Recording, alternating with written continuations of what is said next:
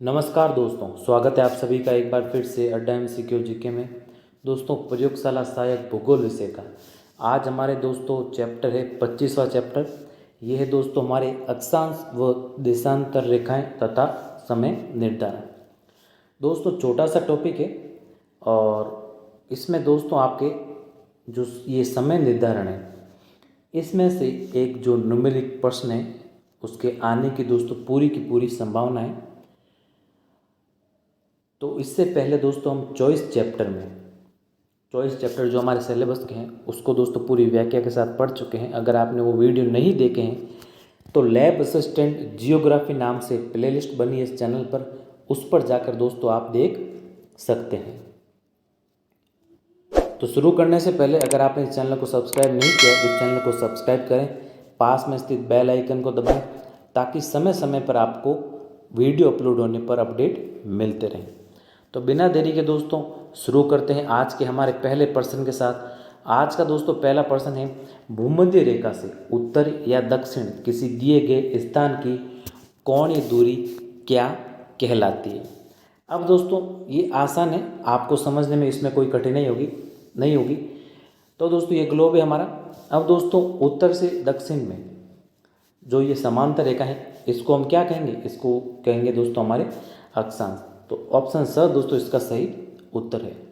चलते हैं हमारे अगले प्रश्न की ओर। अगला दोस्तों प्रश्न आपके, दोनों ध्रुवों को जोड़ने वाली वह काल्पनिक रेखा जो भूमध्य रेखा को समकोण पर प्रतिच्छेद करती है क्या कहलाती है। अब दोस्तों ध्रुवों को जोड़ने वाली जो ये आपके काल्पनिक रेखा है, यानी यहाँ पर दोस्तों नॉर्थ पोल है, यहाँ पर साउथ पोल है, ये आप सभी जानते हैं। और दोस्तों ये जो हमारी भूमध्य रेखा है ये 0 डिग्री भूमध्य रेखा है या विषुवत रेखा भी जिसे कहते हैं।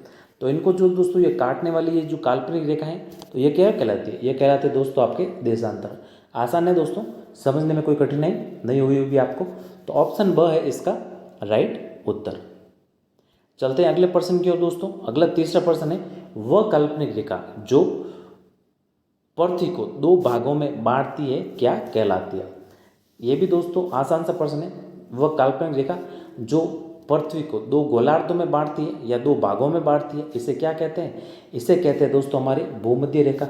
अब ये तो हो गया दोस्तों आपके उत्तरी गोलार्ध, ये हो गया आपके दक्षिणी गोलार्ध, और ये यहाँ पर है दोस्तों 0 डिग्री विषुवत रेखा या जिसे भूमध्य रेखा भी कहते हैं। अब ये हमारे पृथ्वी को 2 भागों में बांटती है, इसे क्या कहते हैं, इसे कहते हैं दोस्तों भूमध्य रेखा। अगर विषुवत रेखा भी आए तो कंफ्यूज मत होइएगा। तो इसका सही उत्तर क्या है दोस्तों, इसका सही उत्तर है दोस्तों हमारे ऑप्शन अ। चलते हैं अगले प्रश्न की ओर। अगला है दोस्तों चौथा प्रश्न कि धरातल पर 1 डिग्री अक्षांश की दूरी निम्न में से किसके बराबर होती है। अब ये जो अक्षांश दोस्तों रेखाएं हैं ये तो हमारी भूमध्य रेखा हो गई।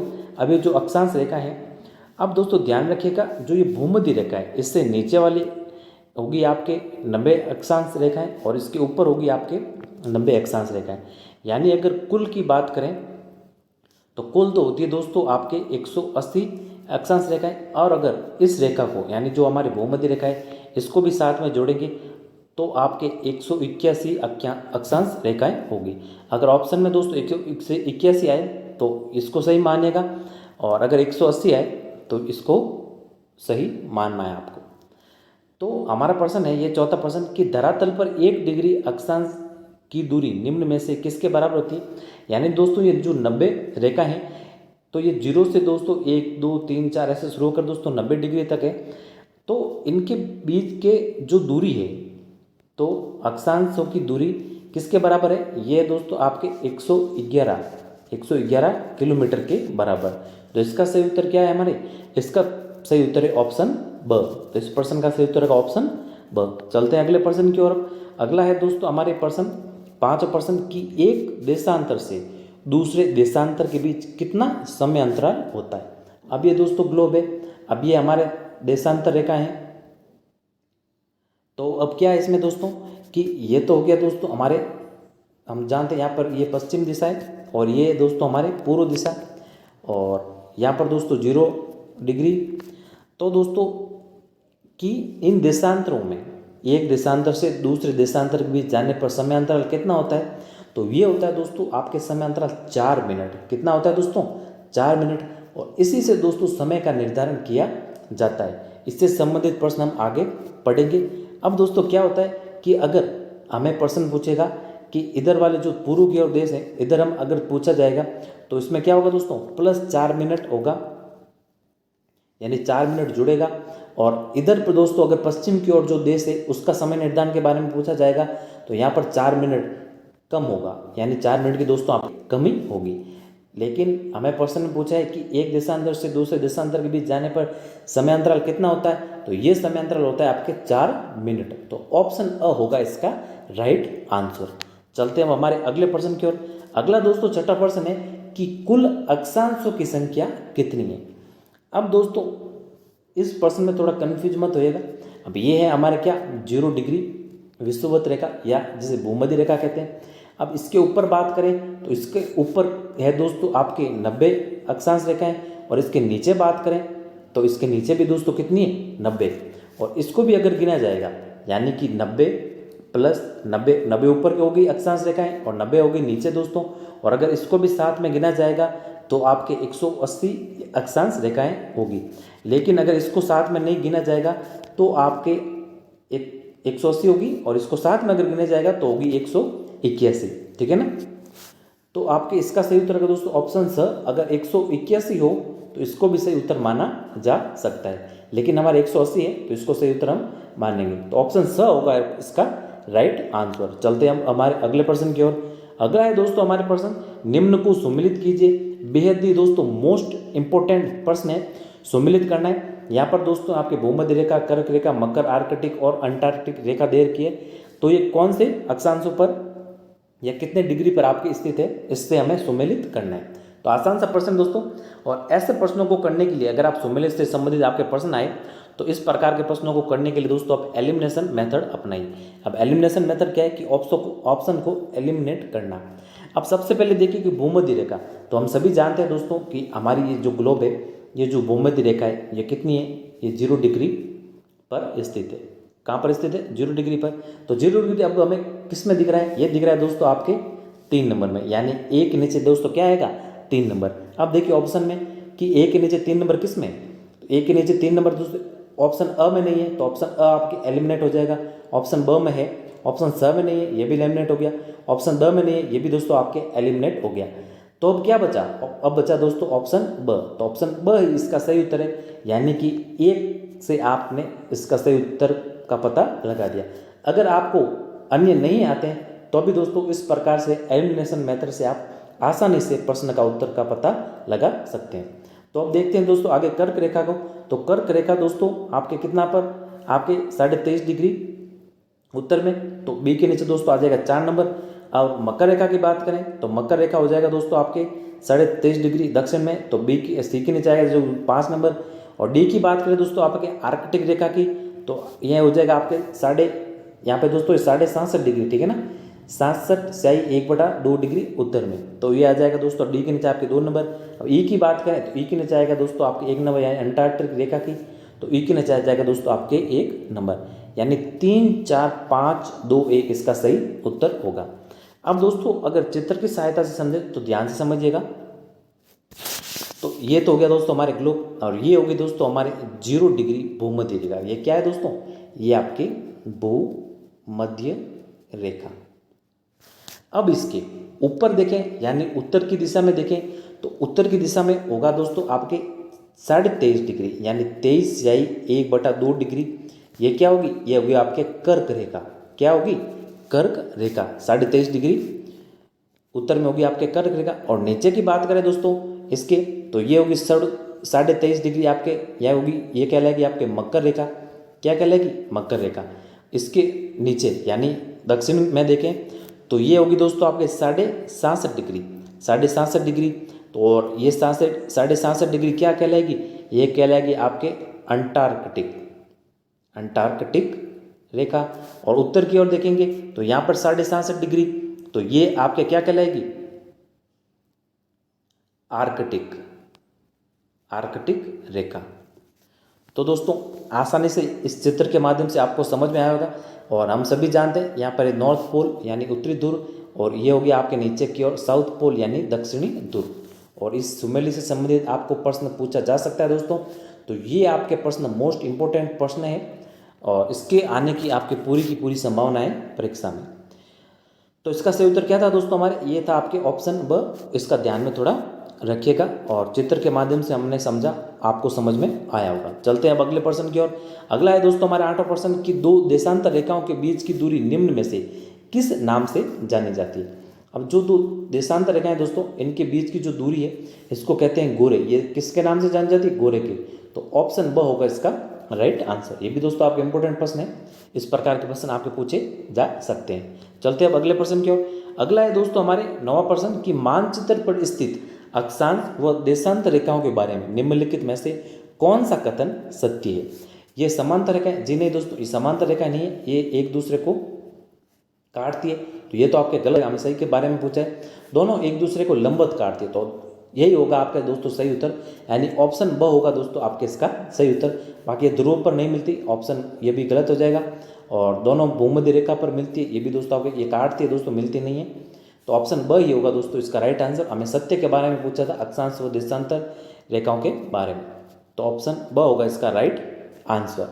चलते हैं अब अगले प्रश्न की ओर। अगला है दोस्तों हमारे प्रश्न 10वां प्रश्न कि दो क्रमागत रेखाओं के मध्य सर्वाधिक दूरी कहाँ होती है। अब दोस्तों दो क्रमागत देशांतर रेखाओं के मध्य, अब ये तो होगी दोस्तों आपके भूमध्य रेखा।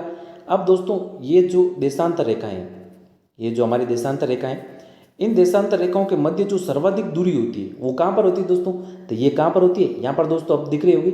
और यहाँ पर दोस्तों आपको ये दूरी कम दिख रही है और धीरे धीरे यहाँ पर करते करते यहाँ पर बढ़ रही है। और ये सर्वाधिक दूरी बढ़ रही है आपके विषुवत रेखा पर। कहाँ पर, विषुवत रेखा, या जिसे भूमध्य रेखा भी कहते हैं। तो हमारे क्या होगा सही उत्तर, उत्तर सही होगा हमारे ऑप्शन अ, यानी दो क्रमागत देशांतर रेखाओं के मध्य सर्वाधिक दूरी कहाँ पर होती है, ये होती है आपके विषुवत रेखाओं पर। और न्यूनतम दूरी या जीरो दूरी पूछे आपको तो ये कहाँ पर होती है, ये ध्रुवों पर। यहाँ पर ध्रुव, ये उत्तरी ध्रुव है और ये दक्षिण ध्रुव है। तो कम से कम दूरी कहाँ पर होगी, आपके ध्रुवों पर होगी। तो कम का दूरी का पूछे तो होगी ध्रुवों पर, और सर्वाधिक दूरी का पूछे हमें इस प्रश्न में तो ये होगी आपके विषुवत रेखाओं पर। तो ऑप्शन अ होगा इसका राइट आंसर। चलते अब हमारे अगले प्रश्न की ओर। अगला दोस्तों 11वां प्रश्न है कि 0 डिग्री देशांतर प्रधान रेखा, या जिसे प्रमुख यमोत्तर रेखा कहते हैं, कहाँ से गुजरती है, जहाँ से समय का निर्धारण किया जाता है। तो ये है दोस्तों आपके ग्रीनविच इंग्लैंड में। तो ऑप्शन अ है इसका राइट आंसर। चलते अब अगले प्रश्न की ओर। अब अगला प्रश्न दोस्तों हमारे 12वां प्रश्न है कि भारत ग्रीनविच रेखा से कितना आगे है। अब दोस्तों ये आपके मोस्ट इंपॉर्टेंट प्रश्न है। अब हमने पिछले प्रश्न में चर्चा की थी कि दोस्तों यहाँ पर देशांतर रेखाएं और जो पूर्व की और जो दोस्तों देश स्थित होंगे उसमें तो दोस्तों आपके 4 मिनट आपके पॉजिटिव यानी ऐड होगा, और इस और जो देश स्थित है यहाँ पर 4 मिनट दोस्तों कम होगा, ठीक है ना। अब दोस्तों ये देशांतर रेखाएं तो हमारे भारत किस ओर स्थित है, ये पूर्व की ओर स्थित है, ये हम सभी जानते हैं। अब दोस्तों भारत की स्थिति कितनी है, ये है दोस्तों आपके 82.5 डिग्री। अब इसको गुणा करेंगे दोस्तों 4 से, किससे, 4 से। तो 4 से गुणा करने पर दोस्तों आएगा आपके 330 मिनट। 330 मिनट आ गया। अब इसको घंटे में परिवर्तित करना है, तो घंटे में आप परिवर्तित करोगे तो आएगा दोस्तों आपके 5.5 घंटे। कितना आएंगे दोस्तों, यानी 5 घंटे और 30 मिनट। यानी ग्रीनविच रेखा से कितना आगे हो गया, ग्रीनविच रेखा से हो गया दोस्तों आपके भारत 5 घंटे 30 मिनट आगे हो गया। यानी कि इसका मतलब क्या हुआ कि अगर ग्रीनविच इंग्लैंड में दोस्तों अगर 10 बजे हैं तो ये आपके 5.5 घंटे आगे होगा भारत। यानी भारत में कितने बजे गए, तो भारत में दोस्तों कितने बज जाएंगे,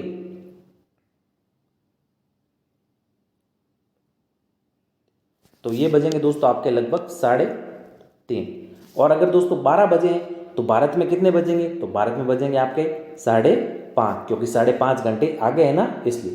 तो ऑप्शन अ होगा दोस्तों इसका राइट आंसर। चलते हैं अब अगले प्रश्न की ओर। हमारे अगला दोस्तों है 13वां प्रश्न।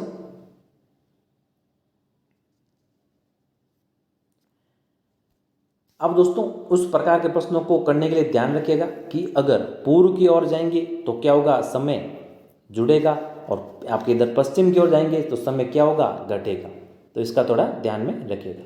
तो 13वां प्रश्न दोस्तों कि पृथ्वी 1 घंटे में कितने देशांतर घूम लेती है। तो ये भी दोस्तों आपके इंपॉर्टेंट प्रश्न है कि पृथ्वी 1 घंटे में कितने देशांतर घूम लेती है, तो 15 डिग्री देशांतर घूम लेती है। तो इसका सही उत्तर होगा दोस्तों ऑप्शन ब, चलते हैं अब अगले प्रश्न की ओर। अगला दोस्तों 14 प्रश्न है, तो ये न्यूमेरिकल प्रश्न है आपके जो पुस्तक में दे रखा है। तो जब ग्रीनविच पर दोपहर के 12 बजेंगे तब 90 डिग्री पूर्वी देशांतर पर स्थित थिम्पू भूटान का स्थानीय समय क्या होगा। अब देखिए हमें पूर्व की ओर दे रखा है, तो हमने अभी चर्चा की थी कि पूर्व की ओर जाने पर क्या होगा, समय क्या होगा, जुड़ेगा। समय क्या होगा दोस्तों, जुड़ेगा। और हमें दोस्तों इसकी स्थिति भी दे रखी है कि यह कहाँ पर स्थित है, आपके थिम्पू भूटान, ये है दोस्तों 90 डिग्री देशांतर पर। और ग्रीनविच पर कितने बजे, 12 बजे। तो इस प्रकार के प्रश्नों को सॉल्व करने के लिए आपको क्या करना है कि 90 को दोस्तों किससे गुणा करना है, 90 को आपको गुणा करना होगा 4 से। कितना, 4 से, क्योंकि समय अंतराल कितना होता है, एक देशांतर से दूसरे देशांतर पर जाने पर 4 मिनट। तो आपके कितना आएगा दोस्तों, 360। इसको गुणा करने पर कितना आ जाएगा, 360। अब मिनट आएगा, कितना आएगा दोस्तों, मिनट, क्योंकि 4 मिनट से हमने गुणा किया ना 90 डिग्री को। तो दोस्तों 4 आपके गुणा करने पर 4 से 360 मिनट आ गया। अब इसको घंटे में परिवर्तित करोगे तो घंटे में कितने आएंगे घंटे, 6 घंटे। कितने आ जाएंगे दोस्तों, 6 घंटे। अब 6 घंटे आगे, क्योंकि ये पूर्व की ओर स्थित है ना, 6 घंटे आगे अगर हमें पश्चिम की ओर देता तो क्या होता, 6 घंटे पीछे समय होता। तो अब 12 बजे हैं तो 6 घंटे आगे हैं, तो 6 घंटे आगे हैं तो क्या होगा, शाम के कितने बजेंगे, 6 बजेंगे। 6 घंटे आगे है ना, तो दोपहर के 12 बजे, तो 6 घंटे आगे होने पर अपराह के कितने बजेंगे, 6 बजेंगे। तो ऑप्शन अ होगा इसका राइट आंसर। तो दोस्तों बेहद ही सरल प्रश्न है, ज़्यादा कैलकुलेशन है, थोड़ी सी है दोस्तों कैलकुलेशन। एक गुणा करना है, एक भाग देना है और आसानी से आपका उत्तर आपको मिल जाएगा। अब अगला प्रश्न है दोस्तों 15वां प्रश्न कि जब ग्रीनविच पर दोपहर के 12 बजेंगे तो 90 डिग्री, अब पश्चिम देशांतर में दे रखा है दोस्तों, ध्यान में रखिएगा, पश्चिमी देशांतर पर स्थित न्यू ऑरलियंस, जहाँ पर दोस्तों आपके अक्टूबर 2005 में कैटरीना तूफान से सबसे प्रभावित होने वाले ये क्षेत्र है जो न्यू ऑरलियंस है। इसका भी दोस्तों थोड़ा ध्यान में रखिएगा, इससे संबंधित आपके बीच में से उठा के प्रश्न पूछ सकते हैं। तो इसका स्थानीय समय क्या होगा, तो वही दोस्तों हमें 90 डिग्री दे रखा है, तो 90 को किससे गुणा करना है, 4 से। कितना आ जाएगा, 360। वही 360 मिनट आ गया। अब इसको घंटे में परिवर्तित करना है तो कितना आ जाएगा, 6 घंटे। कितना आ जाएगा, 6 घंटे। अब ये पश्चिम की ओर स्थित है, कौन सा ये स्थान दे रखा है, न्यू ऑरलियंस, तो 6 घंटे पीछे होगा। कितना होगा, 6 घंटे पीछे, यानी 12 बजी है यहाँ पर ग्रीनविच पर, तो यहाँ पर दोस्तों आपके 6 घंटे पीछे होगा। तो क्या होगा, 6 घंटे पीछे होगा तो पूर्व के आपके 6 बजेंगे। तो इस प्रकार से दोस्तों आप कितना भी आपको दे रखा होगा तो सबसे पहले जो डिग्री दे रखा है उसको आपको गुणा करना है 4 से, मिनट में परिवर्तित करना है जितना भी समय आता है। जो अगर पश्चिम की ओर आता है जो स्थान दे रखा है आपको, तो क्या करना है, समय को पीछे ले जाना है। और पूर्व की ओर दे रखा है तो आपको समय को क्या करना है, आगे ले जाना है। तो इस प्रकार से दोस्तों आप प्रश्न को आसानी से हल कर सकते हैं। तो ये प्रश्न और जो पिछला 14 प्रश्न है ये तो आपके दोस्तों मोस्ट इम्पोर्टेंट है ही, और न्यूमेरिकल प्रश्न आपके आने की पूरी यानी 101% दोस्तों संभावना है इस आपके टॉपिक में से। तो धन्यवाद दोस्तों, इस टॉपिक से लगभग इतने ही प्रश्न बनते हैं और लगभग इस टॉपिक को पूरा, लगभग तो क्या दोस्तों पूरा ही कवर कर लिया गया आपके। और ध्यान रखिएगा इसमें से आपके न्यूमेरिक प्रश्न दोस्तों पूरी की पूरी संभावना है इसमें आने की। तो न्यूमेरिक प्रश्न आपको किस प्रकार से हल करना है, आसानी से आप दोस्तों समय का निर्धारण कर सकते हैं, क्योंकि आपके सिलेबस में सीधा दे रखा है समय निर्धारण। अगर पूर्व की ओर जाएंगे तो समय को आपको जोड़ना है, और पश्चिम की ओर जाएंगे तो समय को आपको घटाना है। जितना भी डिग्री दे रखा है उसको तो गुणा करना है दोस्तों 4 से, भले 90 डिग्री दे रखा हो या कितना भी दे रखा हो, जितना भी आता है मिनट उसको भाग देना है 60 से, क्यों घंटे में परिवर्तित करना है। और जितने घंटे आते हैं तो पूर्व की ओर दे रखा है तो वो घंटे आप जोड़ दीजिए, समय आ जाएगा। और पश्चिम की ओर दे रखा है तो घंटे वो घटा दीजिए, आपके समय आ जाएगा। तो इस प्रकार से आप समय का निर्धारण कर सकते हैं। तो धन्यवाद दोस्तों, उम्मीद है कि ये वीडियो आपको पसंद आया होगा। अगर वीडियो पसंद आया तो इस वीडियो को लाइक कीजिएगा, अपने दोस्तों के साथ शेयर कीजिएगा, और अगर इस चैनल पर नए हैं तो इस चैनल को सब्सक्राइब जरूर करिएगा। तो धन्यवाद, मिलते हैं अपने नए टॉपिक में जल्द ही। तब तक के लिए जय हिंद, वंदे मातरम।